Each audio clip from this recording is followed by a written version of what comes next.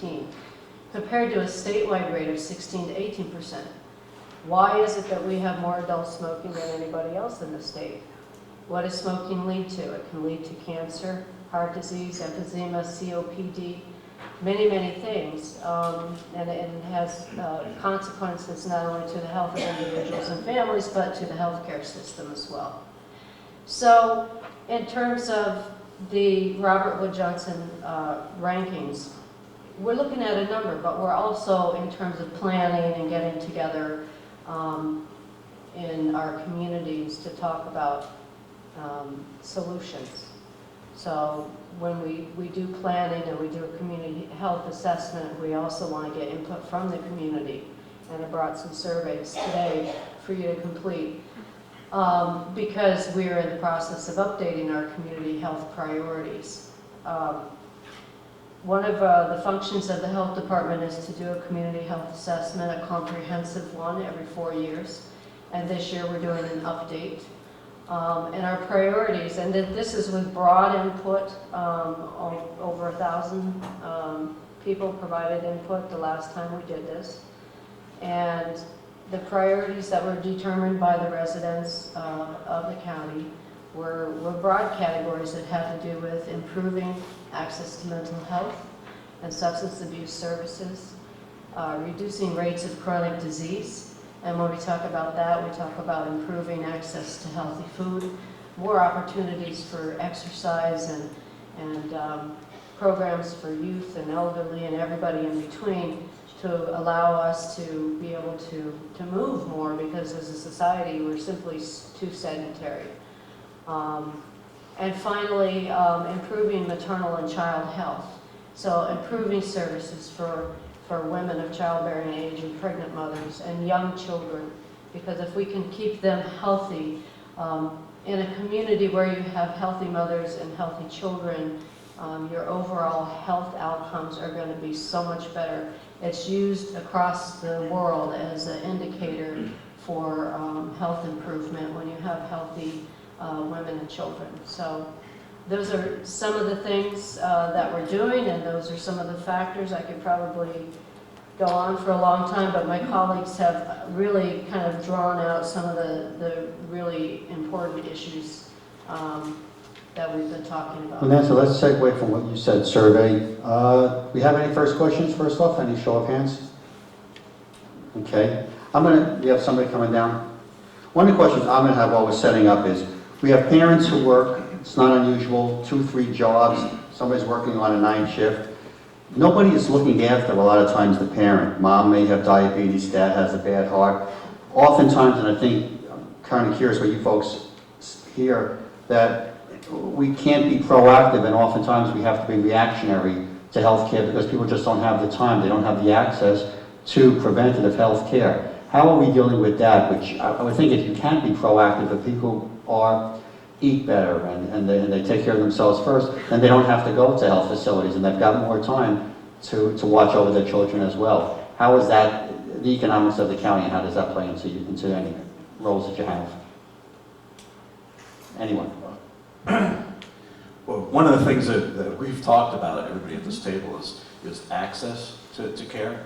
Some of the things that kind of tie us up a little bit is access to healthy foods. We now have a couple of farmers markets that are available to people who are on food stamps. Food stamps are a great way for people who are impoverished to be able to get healthy foods for their families. And it's not that much more expensive than some of the canned stuff. Processed foods, they're cheaper because they're processed foods. But and I know in WIC and many of our other programs, including our food stamp program, which by the way is called SNAP, we encourage people to use those benefits for those healthy foods, and we give them information as to why that we would want to do that. So once again, they can use their food stamps at the farmers markets, and we've got, I don't know, half a dozen easily throughout the county. And they work at the grocery store. You can get fresh fruit and vegetables there too. The other issue, though, really is more around access to the preventive care. There are people close to that thing that folks are looking at, but that's all actually part of our health survey, is, you know, what are the services that you can't get to because of work? I can tell you, though, that we also have access to care that people don't know about. How many people here know that the county runs a mental health clinic? Excellent, thank you. So we've done a little market penetration. How many of you can guess how long it is to wait to see a social worker in our mental health clinic?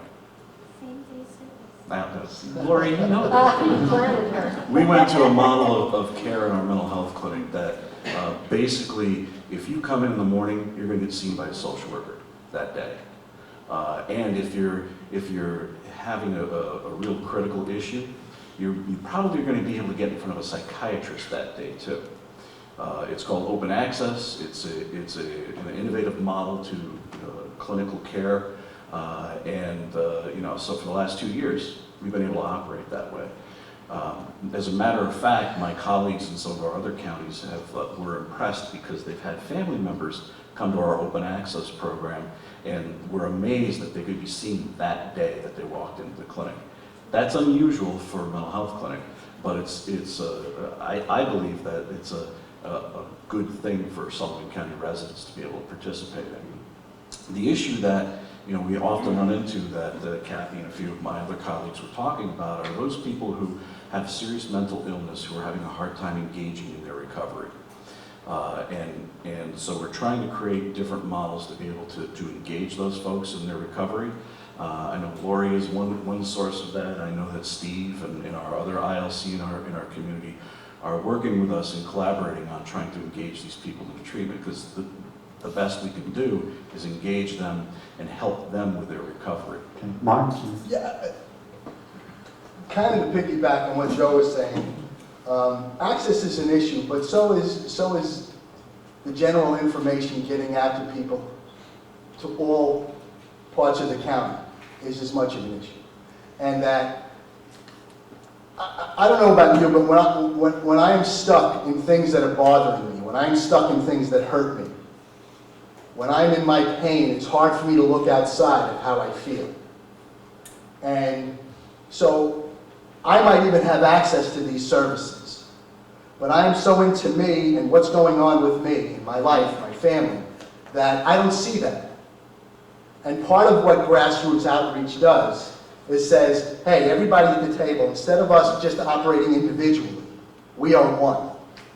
So when we go out into the community, and I say we, meaning us, not Marty Calavito, I'm a small potato here. Right? When we go out into the community, we don't go out into the community, I don't go out as Catholic Charities. I go out as a member of this coalition, which is called Sullivan Agencies Leading Together. And if somebody's hungry, well, I have Kathy, who's a partner.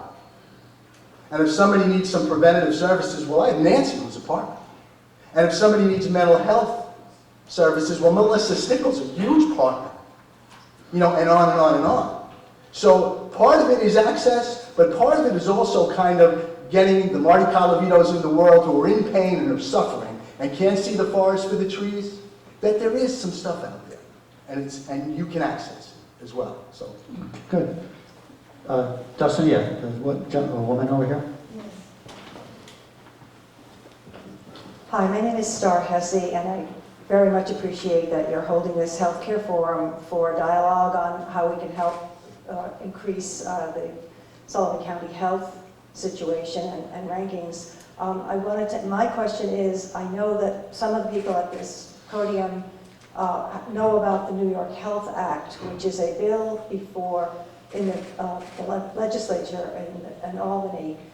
This act will revolutionize health insurance and health coverage for New York, all New Yorkers.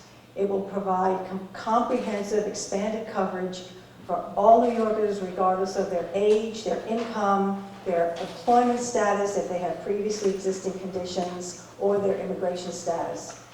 It will provide all the services that Medicare provides, plus they have dental coverage, eyeglass coverage, they have hearing aid coverage, mental health, substance abuse coverage, and all of this is done with no premiums, no co-pays, no out-of-network falderall.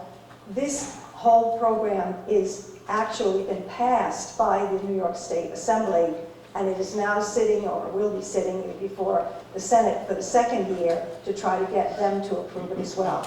Once this goes through, it not only will have a broad coverage of bringing up all of these problems that we've been hearing about, the lack of affordable health care insurance, the preventative type of coverage that you can get, and it will also save the state and the county billions of dollars. The county is more millions, but the state is billions of dollars. So my question is, do people know about this? And if you do, will you get on board and support it when it comes up in the next Legislative Assembly and Senate for 2017? Any reaction?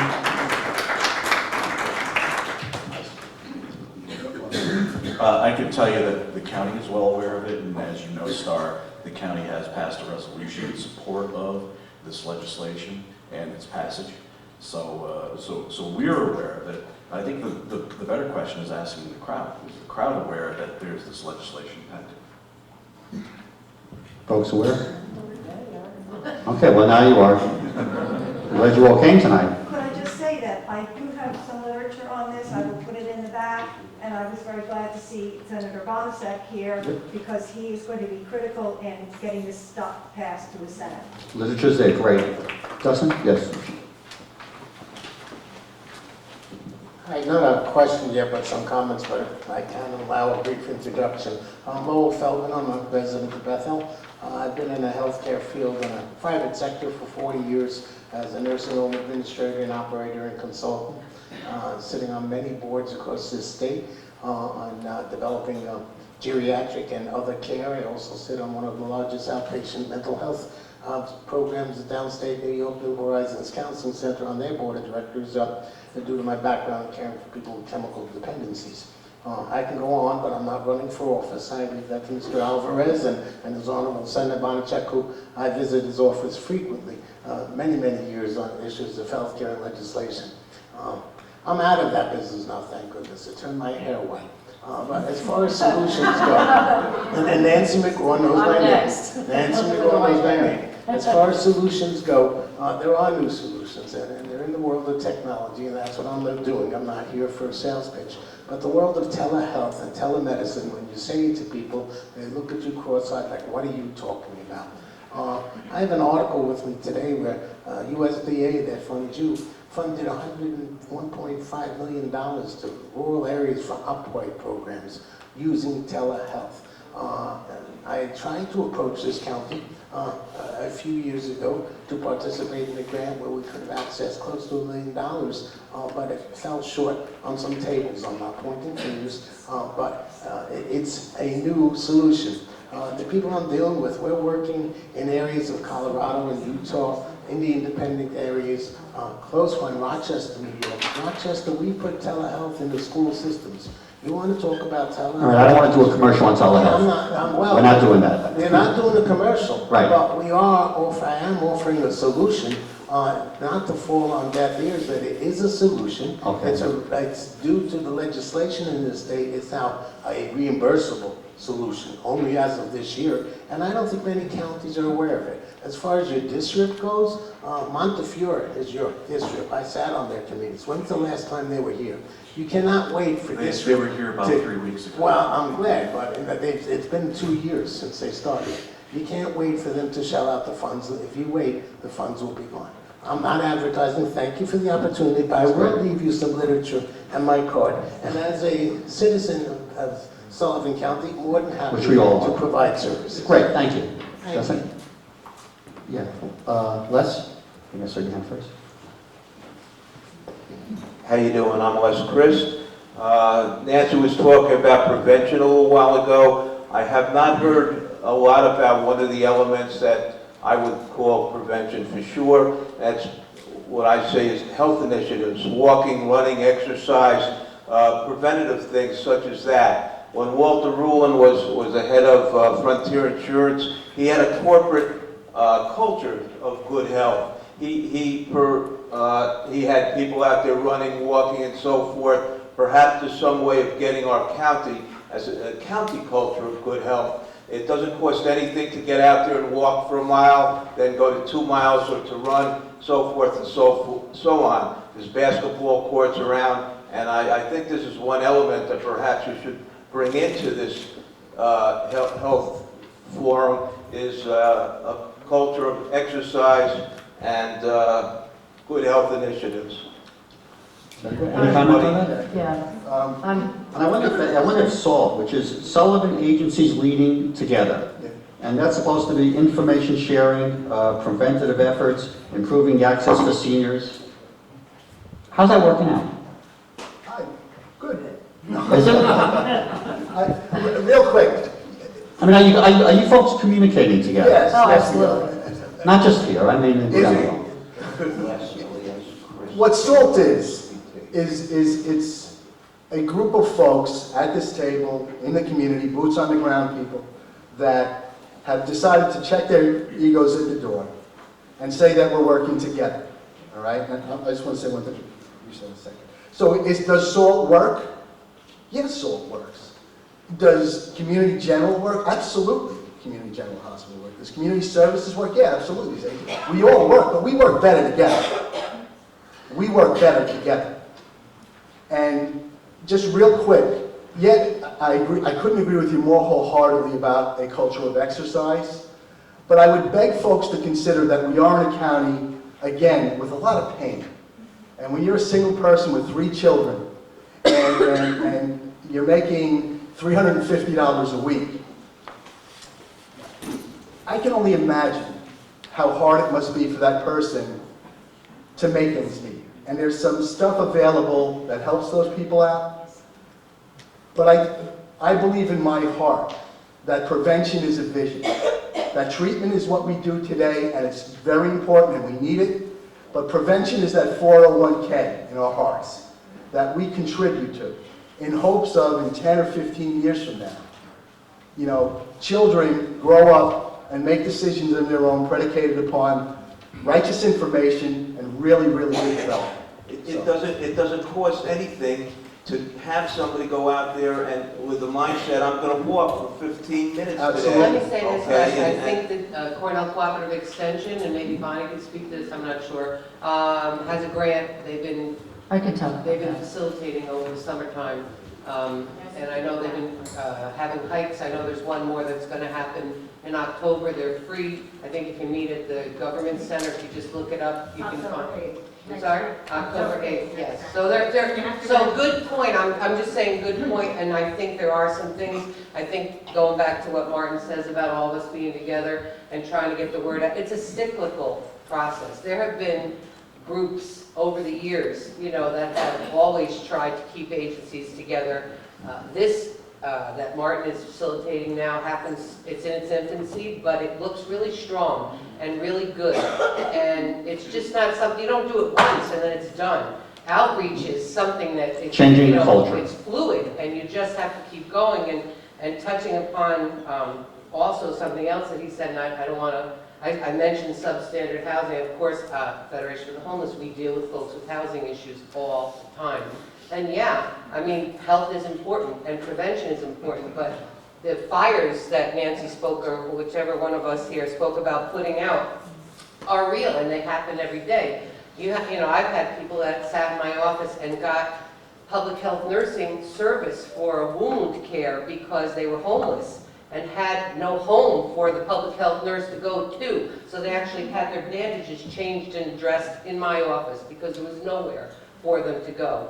When I have to say it, and I'm going to pass this around, but bed bugs, you think they're gone? They are not gone. They are such a scourge on this county that it's horrific.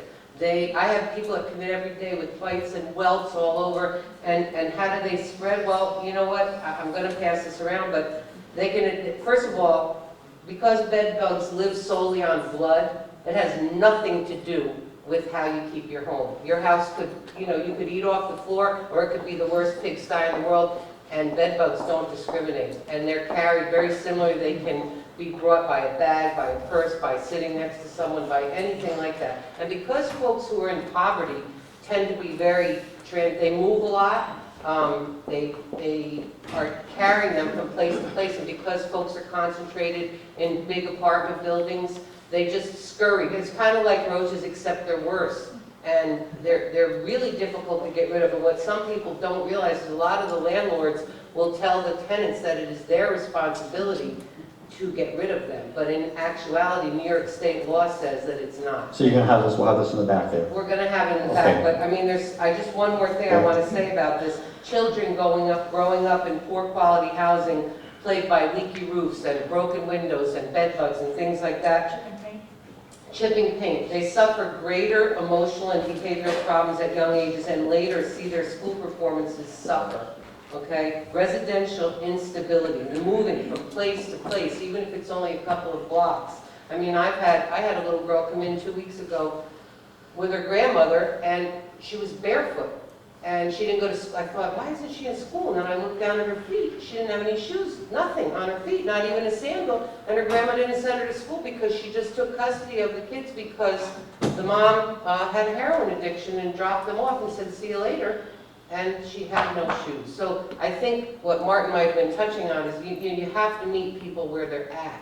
And yes, that all these initiatives, it's all a package. It's a package. But I think, I don't have a hard number, but the folks that I see coming in and out every day, they really have a lot of fires burning. Okay, answer real quick and then we'll get. Yeah, I'd like to say that everybody that mentioned these issues has very valid points. Going back to what Mr. Crist said in terms of how do we create a culture of health, let's go back to 2014 when we had our very first health summit in Sullivan County.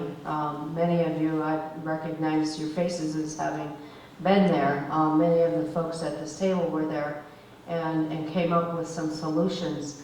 And our theme actually was create a culture of health.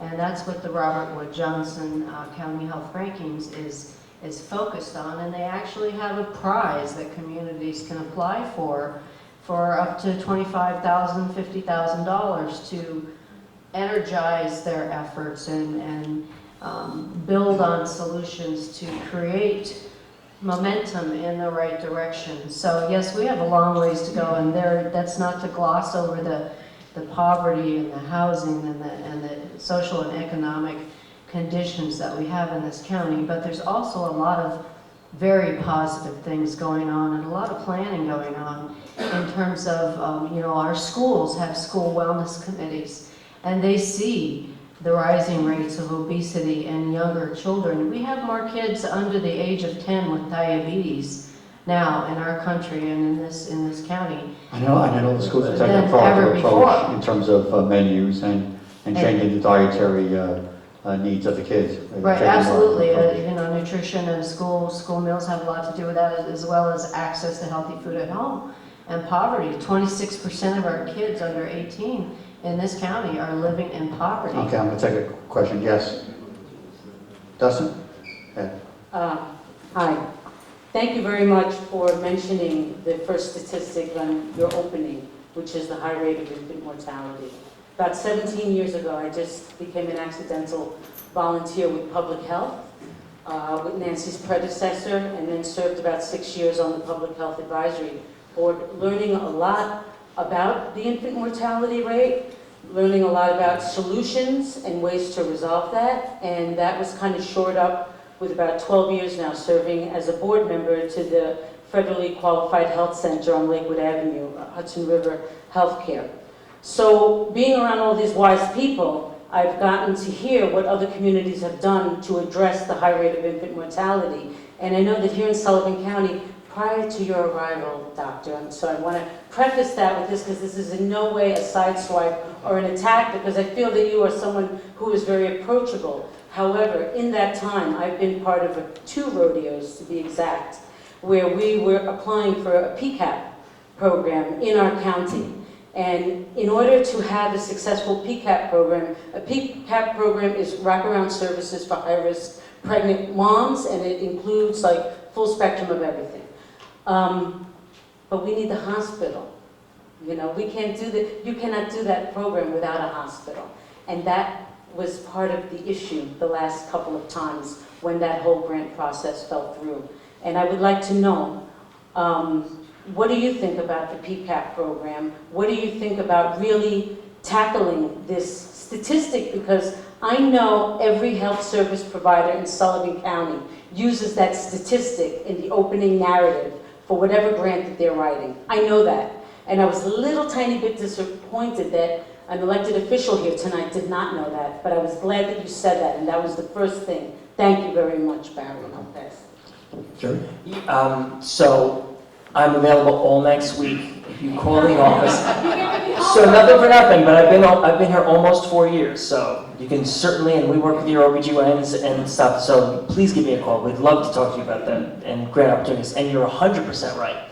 The hospital really needs to be at the forefront of what, because we do have more resources and we really touch people, both inpatient and outpatient. So if we're not involved, none of this stuff's going to work. My doctor is here, Dr. Siebert, and I'm very proud because we started the health center in Winnebago. And I said, but doctor, I'm a board lady. She goes, get in, we serve from bad ladies to board ladies in here. A homeless voucher at that time. So, we have an interest. Please give me a call. And Dr. Siebert is one of my favorite people, by the way. Dustin? Gentleman up front first, yeah. Hi, my name is Larry Kramer from Lock Sheldrake. Star spoke very well about this New York Health program that's coming up. It's a 34-page document, and I would suggest everybody go online and get a copy of it. There are some very good things in it, but there are some things that make you scratch your head. One thing in particular is how it's going to be paid for. Star says it's a no premiums. Everybody will get this, there'll be no premium for everybody. But let me just read this to you. The basic structure of the revenue proposal shall be as follows. Revenue for the program shall come from 2 premiums. Graduated premium on all payroll and self-employed income, referred to in this section as a payroll premium, paid by employers, employees, and self-employed, similar to the Medicare tax. Higher brackets of income subject to this premium shall be assessed at a higher marginal rate than lower brackets. Second, and this is most important, there shall be a progressively graduated premium on taxable income, such as interest, dividends, and capital gains, not subject to the payroll premium. That is a big question mark. If you've got a lot of money in the bank, a lot of money in real estate, a lot of capital gains coming in, you're going to be hit in this new program. There are some other things in here that really make you sit up and wonder. There are some good things, but I think everybody should really take a look at it and look at it very carefully. I appreciate that. Thank you.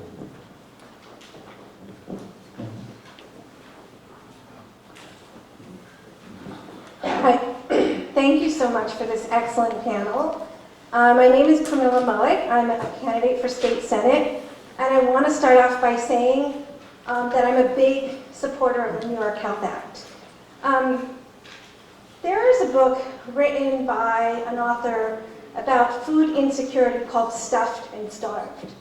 And it makes the argument that we have people who are very well nourished and obese, and then we have people who are malnourished and obese, and then we have people who are literally starved and malnourished. And I think that you see parallels of that in our healthcare system. We have people that get excessive in our state, and I'm talking about statewide. We have people who get excessive, unnecessary health care, and then we have a county like Sullivan County where people get inadequate health care. So the New York Health Act, you could say it redistributes health care equitably to those who need it. I'm not a supporter of anything that's onerous on small business, but capital gains taxes are something that even wealthy people, many wealthy people, are willing to do. And if you look at what you save in the long run, no copay, no deductible. I know people who are fairly well off by the standards of Sullivan County, who do not go to seek health care because of onerous co-payments and deductibles. So I think the Health Care Act can work. I think if we get a majority in the state Senate, it's passed the Assembly. It is only being obstructed in the state Senate, and I think we can get that passed. The other thing I want to discuss, somebody mentioned wellness committees. New York State Department of Health has a division called School-Based Health, and that works with, it partners school districts with medical entities.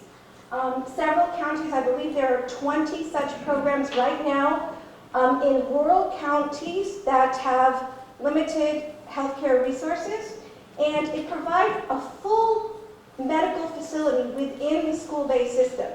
And it's a wonderful thing. I'm a mom of 4 children, and I know what it's like to have to take your kids out of school, take a day off of work, figure out what you're going to do with your other children just to go to one doctor's appointment.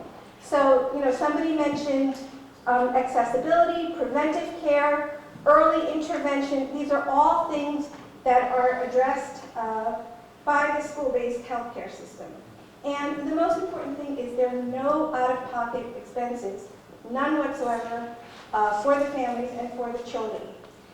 So that's something I support, and I'd like to know your thoughts on that. If this is something we can implement here in Sullivan County. I think in the other counties they're partnering with the Bassett, Columbia University's Bassett program, and I think it would be really, really effective in this county in these conditions, especially when you think about heroin addiction, which is really a mental health problem.